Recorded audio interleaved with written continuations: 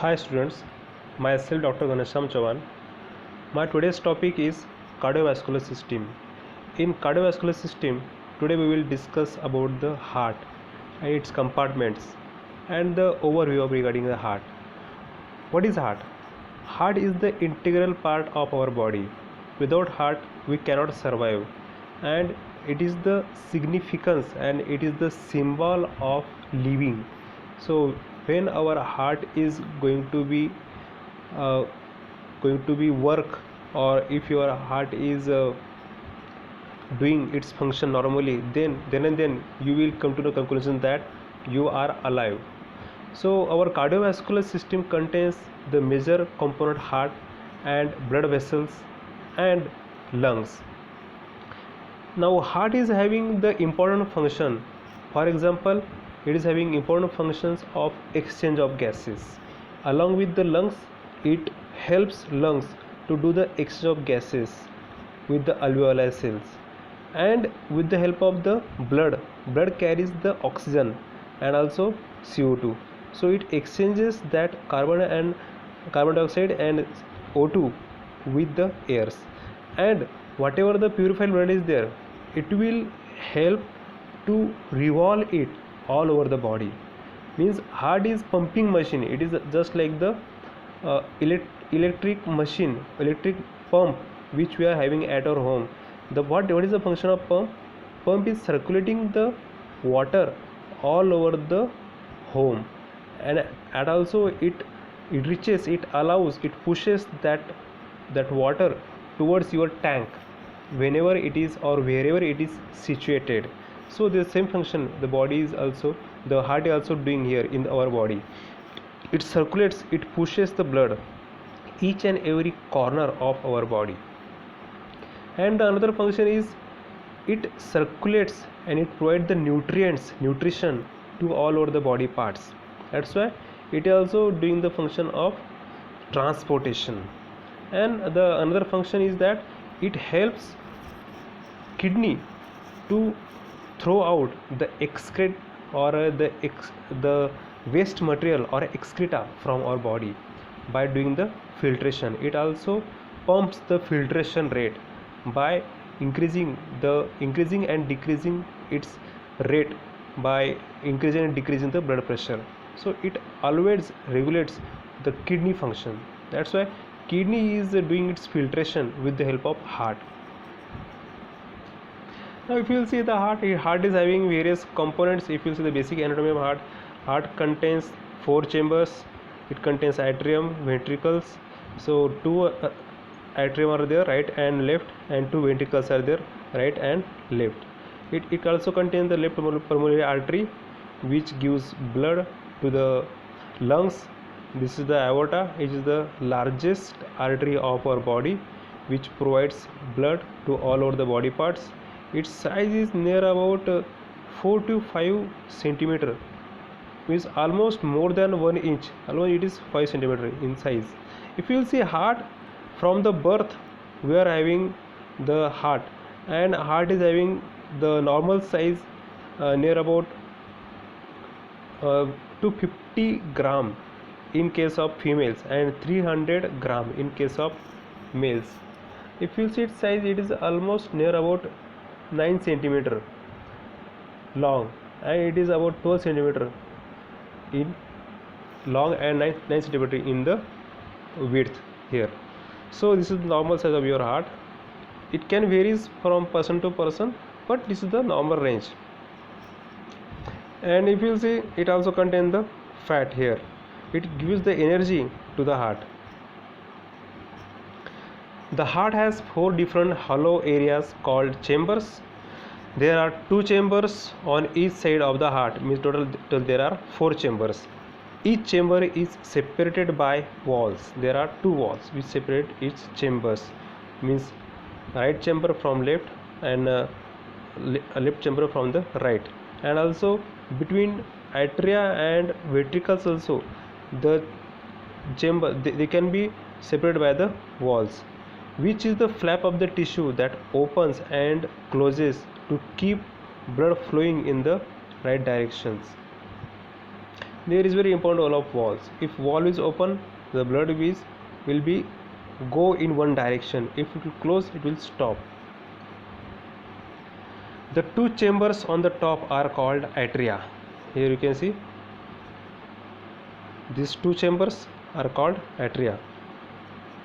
Here atria, and the two chambers which is below they are called ventricles. The ventricles are larger as compared with the atrium.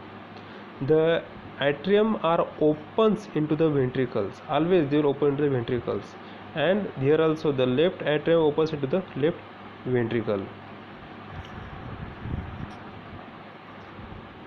The atria are chamber that filled with the blood. The two chambers on the bottom are called ventricles, as we discussed earlier. They pump the blood out of the heart. Means from the ventricles the blood will pump out. From the right ventricle it will go into the pulmonary vein, and from the left ventricle it will go into the aorta. They pump the blood out of the heart first to the lungs and later to the rest of the body with the help of aorta. The septum is a thick wall of muscle that separates the two sets of chambers. The septum separates over two sets of chamber. It separates the left and right sides of the heart. There are two different septums are available. Here you can see. Here the septum is available here, which separates from the one chamber to the another chamber. The atria, ventricles and valves work together to pump the blood. The atria fill with the blood, then pump it into the ventricles. The ventricles pump the blood out of the heart. Heart pump blood into two circuits in sequence. First circuit, it is called pulmonary circuits. In these circuits, it to and from the lungs. Means in the pulmonary circuits, blood go towards lungs and blood comes from the lungs. Means the impure blood, the deoxygenated blood go towards the lung, and the oxygenated blood or pure blood comes from the lung toward the heart. And second circuit is systemic circuit, to and from of the rest of the body. Means from all over the body parts blood comes toward the heart, and from the heart it flow all the body parts of your body. Means from the all the veins the blood comes toward the heart, and from the aorta to all the arteries and to all the capillaries it go to all over the body parts. What is the function of artery? It supplies blood and nutrition to each and every part, to each and every corner of our body. It may be any organ. Without blood, not a single organ can work, because blood provides the nutrition, blood provides the oxygen, blood provides the glucose, blood provides the sodium, blood provides the potassium. Blood contains each and every components. That's why if it is one of the electrolyte source of our body. Without that, not a single tissue or single cell will work. There are three kinds of blood vessels. First is artery. Now artery contains the oxygenated blood. It carry out blood away from the heart and carry it to the capillaries.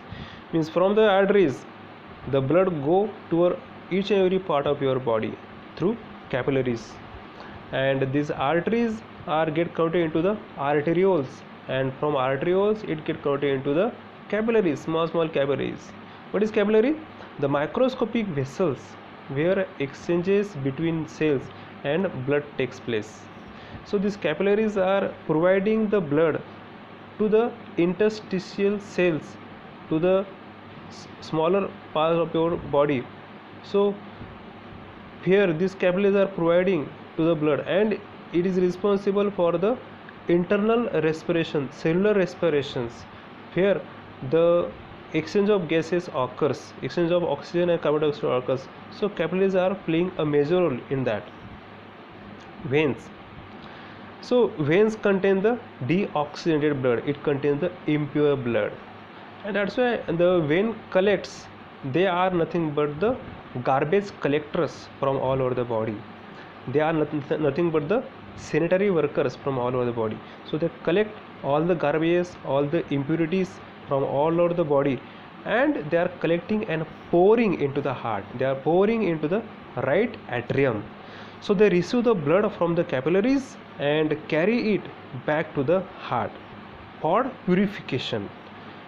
Now this is the term, and one thing I should discuss with you regarding vein, why we are giving any drug or any injection or any saline into the veins. Why? What will be the reason? The reason is that because if you are giving into the artery, what will happen? The artery will go towards your body parts. Means if you are giving to the brachial artery, it will go towards your hand. It will give that injection toward the jugular artery, it will go towards your brain. That's why it will be the specific. That's why if you want its action systematic, if you want its action to all over the body, so you have to give the drug into the vein. When your drug will go into the vein, what will happen? The vein will carry that drug into the heart, and heart will circulate that drug all over the body, and you will get the systemic effects. So that drug will reach all your body parts. When you are what, suppose if you want to reach that drug into the legs, into the elbow, or into the knee, or into the kidney, so at that point the blood will reach. This is the one term that you should know. It is called angiogenesis. What is angiogenesis? Angiogenesis is nothing but the production of blood vessels. Angio means blood vessels, and genesis means development, production. So this is a normal process. Whenever our body requires, the blood vessels will start to develop. Mostly in case of the cancer, it will start to increase angiogenesis uncontrollable. So this is called angiogenesis. Two sets of pumping chambers in the heart. Right atrium, which receives the systemic blood from all over the parts, all over your body parts. It includes the inferior vena cava, it includes the superior vena cava, and it also includes the coronary sinus. From that right atrium, it will go into the right ventricles. It pumps blood to the lungs. So this right ventricle pumps the blood toward the lungs, to the pulmonary artery, and in the lungs it will purify. The oxygenation will occur of that blood. The hemoglobin can be supplied with the oxygen, it will get converted into the oxyhemoglobin, and that oxygenated blood comes into your left atrium. It receives blood from the lungs. Now left ventricles, it pumps the blood to the organ system or systemic, means from these ventricles it pumps that blood, forcefully pumps that blood into your aorta, and from the aorta it will go systemic, means it will go all over your body parts. It will reach to your all the corners of your body. Now in this, by this figure you will understand how the circulation process occurs in our body. Here the capillaries in the head, neck, means this is the area from the head, neck and upper limbs, from which upper limbs means hand, both the hands, and your chest part, your shoulder part. From this part the blood will come here, and this is the part from your legs, from your stomach, from your intestine, your kidneys, your all the lower parts, your pancreas, liver, from all this part the blood will come. So here through this inferior vena cava, this is called inferior vena cava, this is called superior vena cava, and also there is one vein from which the blood comes, it is called coronary sinus. So from these three types of veins, that blood enters into your right atrium here. After that blood will go into your left atrium, from this left from the right ventricle, from the right ventricle it will go into your pulmonary artery, For what purpose? For the purification. Here purification will occur, and into your lungs purification will occur, and again through the lungs it will go into your heart towards your left atrium. So left atrium will go into your left ventricle, and from left ventricle through this aorta, here you can see this aorta, it will go again all over body parts, here also and here also, at both the sides, at upper side also. That's why the this aorta provides blood at the superior position, means toward brain also, and towards your lower position, means towards your abdomen and all your lower arm and all these parts. So in this fashion the circulation occurs continuously.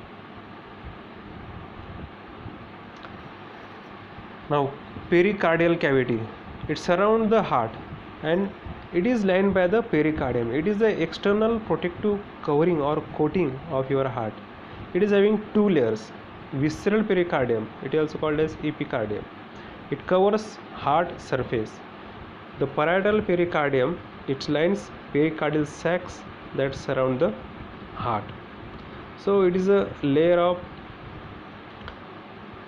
mesothelium, and it also having the cushion of the adipose tissue which supplied the cushion-like structure to the heart, which provide the strength and smoothness which hold the heart into that cavity.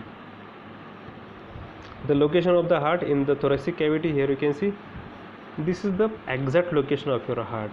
It is at the mediastinum part. This is the area where it is called as mediastinum, and the mediastinum part you will find the lung as well as your heart. It is central part of your body. It is covered by these lungs. There it is a pair of lungs, right lung, left lung, and this is the trachea, this is the diaphragm. This is the exact position which is near to your stomach. Stomach is also here. Now in this fashion this is the heart. So you should know what is the exact position of your heart. It is in the mediastinum part of your body. This is the parietal pericardium. Here pericardium, it is the external coating of your heart. This is the edge of pericardium, visceral pericardium. Here surface features of heart: auricles, outer portion of atrium, auricles. Coronary sulcus is a deep groove that makes boundary of atria and ventricles. It is a deep groove, and if you will see, it will make the boundary, means it connects atria and ventricles. The atria and ventricles can be divided by this coronary sulcus. Atrial interventricular circles and posterior interventricular circles. There are two circles which divides these atria and ventricles. Mark boundary between left and right ventricles. Sulci contains major cardiac blood vessels filled with protective fats. Now here the surface of an anatomy of heart. Here you will find this is the left ventricle. This is the atrioventricular sulcus. Here you can see this is the atrioventricular sulcus, and this is the coronary sulcus. This is the auricle of right atrium, superior vena cava, auricle of left atrium. This is the pericardium fused to diaphragm. So in this fashion you can understand where is the location of this anterior interventricular sulcus, which connects ventricles to ventricles, interventricular circles. Now here surface anatomy of heart. Here you can see this is the left ventricle, this is the right ventricle, this left atrium and right atrium.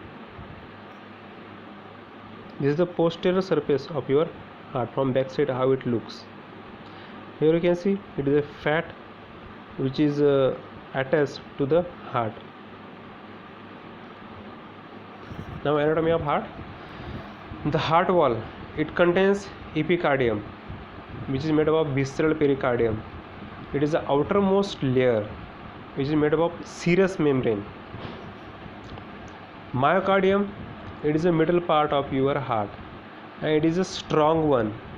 It is thick one, thick muscle layer, and it is middle layer, and it is involved into the contraction of your heart. Endocardium, it is the inner lining of pumping chamber and it continues with the endothelium. And one term that we should know, it is called myocarditis. What is myocarditis? It is nothing but the inflammation of myocardial muscle, inflammation of your cardiac muscle.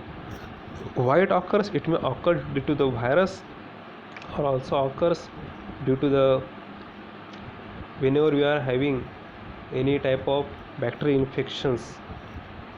So in that condition also it will develop. It is called myocarditis. Inflammation occurs. Nowadays it is very common due to this virus like COVID-19.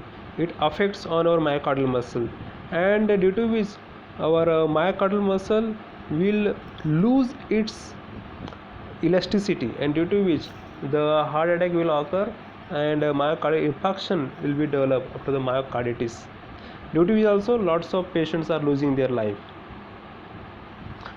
Now this is the anatomy of your muscles, how the muscles are looking in details. If you will see here you can see heart, the myocardial muscles. So here if you will cut it, it will develop into the three parts. It is the myocardium, middle part myocardium. It is the endocardium, which contains the loose connective tissue, and endothelium. There are two layers. It is called endocardium. And this is the epicardium, which is the outermost part of your myocardial muscle. It contains the loose connective tissue and the epithelium. It also contains the connective tissue, the myocardium.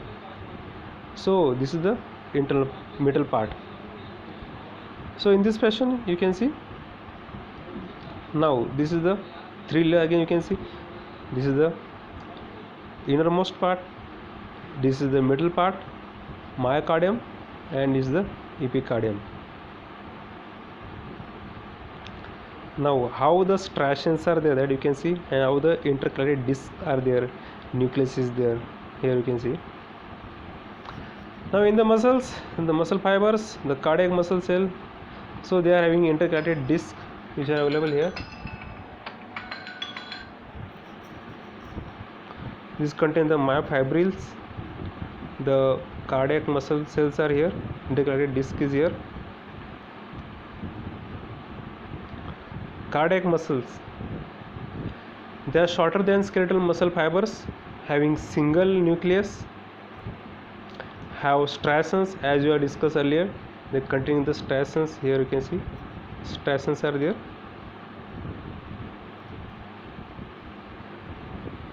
Depend on the aerobic metabolism, connected by the intercalated disc, like desmosomes transmit tensions and gap junctions transmit the action potentials. Without action potential, it is just impossible to do the continuous contractions and relaxations.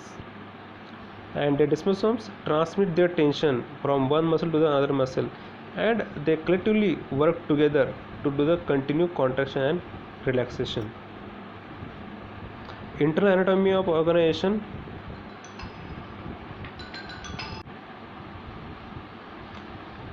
Internal anatomy of an organization.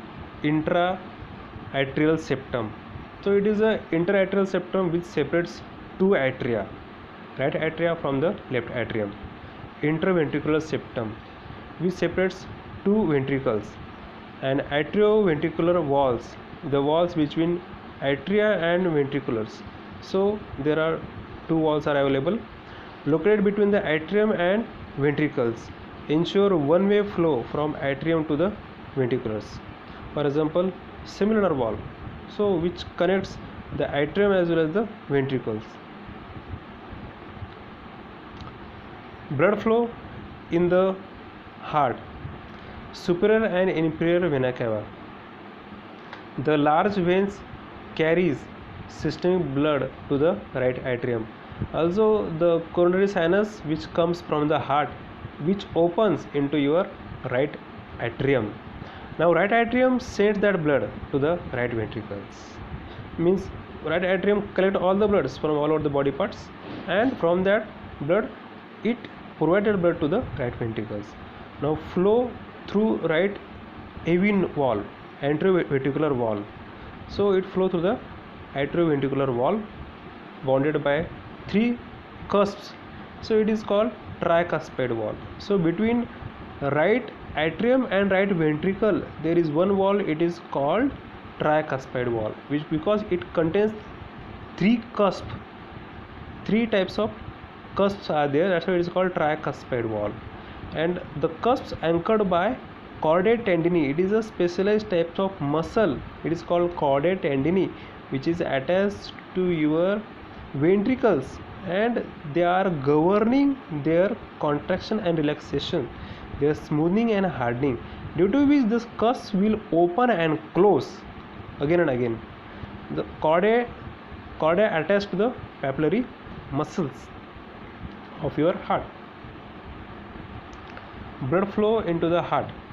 Right ventricle pump blood through pulmonary semilunar wall. So from these right ventricles pump that blood through semilunar wall into your pulmonary vein, pulmonary artery, and enters into the pulmonary trunk. Means whatever the blood is there which is coming from the right atrium, which go into the left ventricle, and from the left ventricle it will go into the pulmonary trunk, or it will go into the lungs through the pulmonary semilunar wall. Flow to the lung through right left pulmonary arteries, where it pick up the oxygen from the lungs and it gives the CO2 to the lung, and that CO2 can be thrown out through the lung into the environment. Now pulmonary vein carry blood to the left atrium. What are the pulmonary veins are there? They carry blood to the left atrium. Left atrium send blood to the left ventricle. Now what are the blood which comes into the left atrium? From the lungs. Means lungs contain the purified blood, it contains oxygen, that blood come into your left atrium, and from the left atrium it will go into the left ventricle and entered through the left atrioventricular wall. It is called as bicuspid wall or mitral wall. It contains two cusps, that way it is called as bicuspid wall. We will see this all these mechanism again into the figure, then that mechanism will be completely clear to you. Left ventricle pumps blood into the aorta, and final stage is, it is a final step of circulation. Whatever the blood is there which will comes into your left ventricle from the left atrium, that oxygenated blood or that pure blood can be circulated all over the body parts, all over the systemic circulation. It means your all the body part circulation through aorta. Aorta is the major artery which is having almost 5 centimeter of size. It constantly contracts and relaxes, so it contracts and throw that blood all over the body parts through aortic semilunar wall to the system. So in this fashion the circulation occurs in your body. Now here you can see again by figure. Now I will clarify all things. Now this is the inferior vena cava and superior vena cava, inferior vena cava, superior vena cava, and coronary sinus, from which this is pulmonary, from which the blood will enter into your right atrium. This is the opening of coronary sinus, and from this right atrium it will enters into the right ventricle. Here you can see this is the tricuspid wall. 1 2 3 cusps are there, tricuspid wall, and into this right ventricle that blood will go into your pulmonary trunk through semilunar wall. There is the wall, it is called as semilunar wall, and the wall between atria and ventricular, it is called as atrioventricular wall.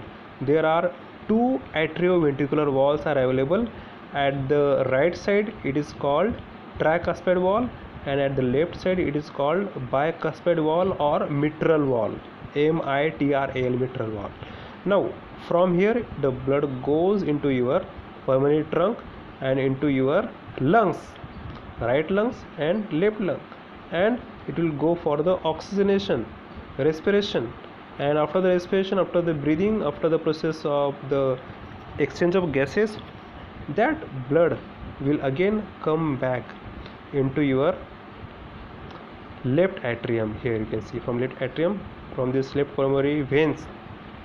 Here it is the very strange thing, the blood which contains oxygen, means oxygenated blood containing pulmonary blood vessel is called as vein, and the deoxygenated blood containing pulmonary vein are called as artery. It is cross, it is vice versa, but it is fact. And in actual, the blood containing purified blood, it is called as artery in normal, but in case of pulmonary, the blood vessel which contains the impure blood, it is called as artery, it is called pulmonary artery, and this is called as pulmonary vein which contains the oxygenated blood. Now so which open into your left atrium. From this left atrium again it will go into your left ventricle through this bicuspid wall, it is also called as mitral wall, the cusp of left ventricle wall. And there are here muscle, you can see this is chordae tendineae, these muscles which are required to produce this bicuspid wall, and this is the papillary muscles which are attached to this chordae tendineae, and this is the interventricular septum. This is the septum which we have discussed earlier, interventricular, between two ventricles, which joins these two ventricles, separate these two ventricles, that septum is called as interventricular septum. This is the septum that you should know. Now blood flow through the heart. Now again by this slide you will clarify how the flow will occurs. Now this is the heart. Now atria contracts. Here the atria will, this atria, both right and left, this is right and left, both atria will contract.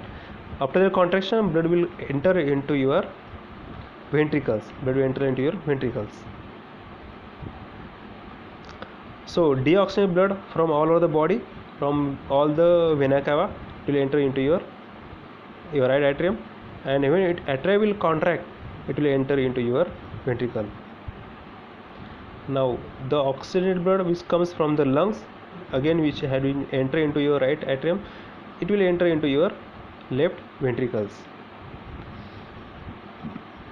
Now when the ventricles will contract, what will happen? See, when the ventricle will contract, this right ventricle, when it will contract, it will push that blood into the pulmonary artery which contains deoxygenated blood. Here you can see, here this contains deoxygenated blood which enters into your pulmonary artery, and the left ventricle, it contains the oxygenated blood. The red color means oxygenated blood. So when it contracts, it pushes that blood into the aorta which contains the oxygenated blood, and which throw that blood, which push that blood all over your body parts.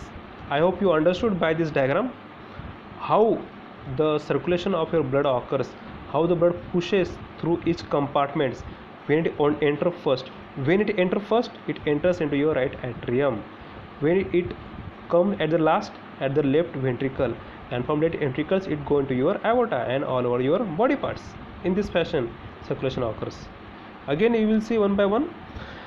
Now body, from body it will convert that oxygenated into deoxygenated. Now here from the inferior vena cava, superior vena cava, and coronary sinus. What is coronary sinus?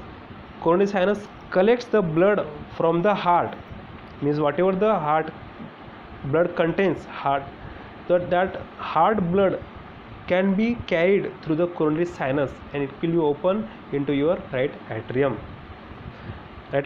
Okay, from right atrium where it will go? Guess. It will go into the tricuspid wall. Now through this tricuspid wall it will go into your right ventricle.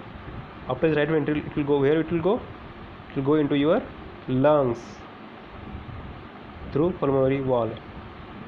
Now it will go into your lungs. Now here in lungs the exchange of gases will occur, transportation of gases will occur, oxygen will exchange with the CO2. Now where it will go? Into the pulmonary similar wall. Now where it will go? It will go into the left atrium. From left atrium it will go into your bicuspid wall. It is also called as mitral wall. It contains two cusps, that's why it is called as bicuspid. It contains three cusps, that it is called as tricuspid wall. Now here in the blood which contains oxygen, it require less pressure, but whereas the blood contains deoxygenated blood, because it comes from all over the body parts, so it require more pressure to push it away. Now from left atrium to the left ventricle, and finally it will go into the aorta, aortic similar wall, and from this it will go into the aorta and all over the body parts. So from the speed here it is going on, it is very fast as compared to the vein. That's why the speed of your blood into the vein is slow as compared with the arteries, because from artery the blood directly comes from your heart, and veins it will go towards the heart, So as we know, the water which is coming from the motor, it is having too much speed, and which go toward the motor, it is having less speed. So that is the difference that you should understand. Now cardiac cycle. In cardiac cycle, one heartbreak it is equal to one cardiac cycle, means one complete cycle of contraction and relaxation, it is called as cardiac cycle. Atria contracts and relax, ventricle contracts and relax. So the vice versa, when the atria will contract, the ventricles will relax. When the ventricle will contract, at the time the atria will relax, vice versa. So they are indirectly proportional to the each other. Right atrium contracts, tricuspid wall opens, blood fills right ventricles. When the left atrium contracts, bicuspid wall open and blood fills left ventricles. Now when the right ventricle contracts, the tricuspid wall closes and pulmonary similar wall opens and blood flow into the pulmonary artery. When the left ventricle contracts, bicuspid wall closes and aortic similar wall opens and blood pushes into aorta. Tricuspid wall, which prevents the blood from flowing back into the right atrium when the right ventricles contracts. It won't allow to come back that blood. Backflow is not allowed here. Bicuspid wall, why it is in red color? Because it carries the oxygenated blood. Now why it is in blue color? Because it carries the deoxygenated blood. So bicuspid wall, it prevents blood from flowing back into the left atrium when the left ventricles contract. Pulmonary similar wall prevents blood from flowing back into the right ventricles. And lastly, aortic similar wall prevents blood from the aortic back into the left ventricles. Now this cardiac cycle can be influenced by the exercise. When you are doing any exercise, when you are running, when you are thinking, emotional stress also influence your cardiac cycle, your contraction and relaxation of your heart. Parasympathetic nerves and sympathetic nerves, it can be carried by the neurotransmitter like noradrenaline and acetylcholine. They are controlling your heart rate and your contraction. This ACH will decrease your contraction and the noradrenaline will increase your contraction. Cardiac control centers are there in your brain also. The baroreceptor and chemoreceptors are there. They are controlling your cardiac condition, your cardiac position, their working, their contraction. Body temperature, if your core temperature is high, definitely it will increase or it will normalize your force of contractions. Potassium ions and calcium ions, without these it is impossible to maintain the action potential, because action potentials are very important for having very great role into your contraction, that we will see in the next chapter. Now, anatomy of heart. Functional anatomy of heart. Left ventricular myocardium much thicker than the right. Why? Because the left myocardium contains the oxygenated blood, and this oxygenated blood is having too much power it requires to push it into your aorta, and through the body it will push into your body, it will circulate. It reflects functional differences into the load. More load is here. Walls ensure one-way flow of blood, and it prevents the backward flow. Fibrous skeletal supports walls and muscle cells. Now, anatomy of heart. Here you can see how it will works. This is the right atrioventricular, it is a tricuspid wall, and how it will open. Now it has been opened because the relaxed ventricles are here, you can see relaxed ventricles are there. So due to which both the walls, atrioventricular wall, this is the bicuspid wall, is a tricuspid wall, they are open. Now in this figure they are closed because here contraction of ventricles occur. Ventricles will contract and they will push the blood into the aorta or into the pulmonary trunk through the ventricles, and during that here the pulmonary similar valve is open and also the aortic similar valve will open. So in this fashion it will open whenever they are pushing the blood outside the ventricles. The blood supply to the heart. Coronary circulation meets heavy demands of myocardium for oxygen, nutrients. So all over the body, our body demands oxygen and nutrients for their regular functions. Coronary arteries, right left branches from the aorta base. So coronary artery is the only one artery which provide the blood towards your heart, because your heart also requires oxygen and nutrients. It requires potassium, it requires sodium, calcium, all these things they required for the contraction and relaxation. Anastomosis. What is anastomosis? They are arterial interconnections. Anastomosis are nothing but the when more than one capillary or when more than one blood vessels are connecting together to flow their blood into one blood vessels. Means when there are more than one blood vessels, more than one capillary will connect together and it will form a joint and it will go forward through conduction of that blood to supply of that blood, which ensure constant blood supply. And drainage is to right atrium. Great middle cardiac veins drain capillaries and empty into the coronary sinus. This is the coronary sinus which contains the impure blood from your heart. From whatever the deoxygenated blood which comes from your heart, it collects into your coronary sinus, and coronary sinus will again open into your inferior and superior vena cava into your right atrium. Here you can see. So this anastomosis, it is a plural form. Anastomosis is the singular form. So this is the figure. Here you can see this is the anastomosis, and here you can see 2 or 3 branches of capillaries, blood capillaries, they are come together. It is called anastomosis or anastomosis. And this is the major branch of right coronary artery, and this is the left coronary artery. So from both the sides, the coronary arteries are providing blood to the heart, to all the parts. It may be atrium and or ventricles, and all over the body parts, all over the heart parts, it provides that blood, and due to which only the heart will pump. If there is blockage into your coronary artery which comes toward the heart, it is problematic condition, due to which heart won't get proper nutrition here, oxygen nutrition which is required for contraction of his myocardial muscle.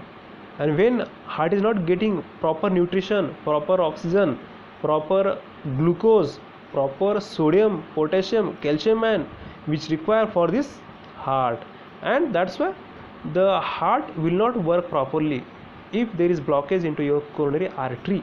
That's why we have to do bypass surgery, or you have to use the stent for this coronary artery.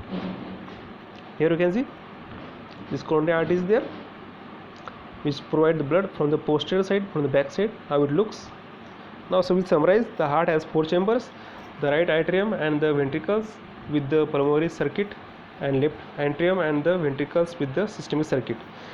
The left ventricle, greater workload, as we discussed already, is having too much workload to push the blood towards your systemic circulation, and it is a more massive than the right. But the two pump equal amount of blood at this one time. If at right side it will push the 40 ml blood, at the same right and left also it will push the 40 ml of blood at one time. Whatever blood which comes out from that cardiac, it is called cardiac output. It will see in next lecture. AV walls, atrioventricular walls, prevent backflow from the ventricles. It should not happen. That's why once the blood will ejected outside, it won't come outside, it won't come back. So ventricles into the atria, and similar walls prevents backflow from outflow vessels into the ventricles. So students, in this fashion we have completed this today's topic. Thank you.